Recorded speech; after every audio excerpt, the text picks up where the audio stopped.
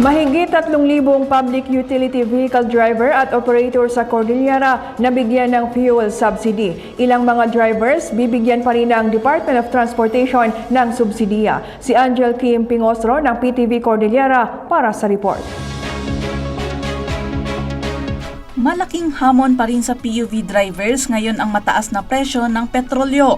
Kaya malaking bagay sa drivers ng mga pampublikong sasakyan ang subsidiyang ipinagkaloob sa kanila ng pamahalaan.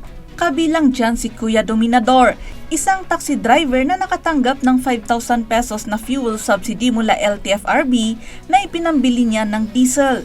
Sa araw-araw na kanyang pamamasada, pinagsasalamatan niya kung makapag-uwi ng 400 pesos sa kabila na mataas pa rin ang presyo ng langis at gasolina. Kasi pag nag 24 hours ka kasi malang diesel, pag ikot ka ng ikot, pupunta naman sa diesel.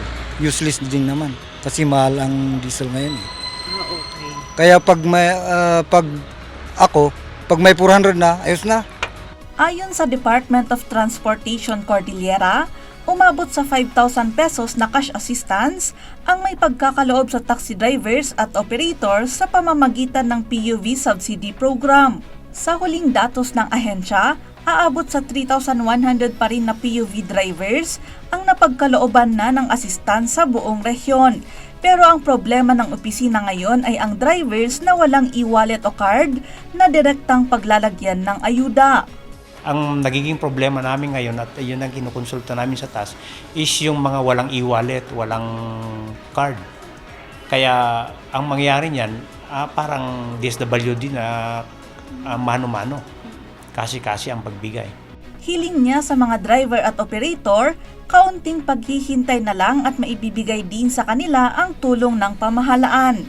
Ngayon yung sa pagbibigay, actually 3,100 pa lang ang nabigyan ngayon kasi nga by batch, hindi kasi mabibigla rin kasi nga sa taas, nationwide yan eh. Kaya mag-antay lang sila. Dagdag pa ng opisyal na bibigyan nila ng prioridad ang naturang bagay upang lahat ng driver at operator ay makatatanggap ng fuel subsidy. Angel Kim Pingostro para sa Pambansang TV sa Bagong Pilipinas.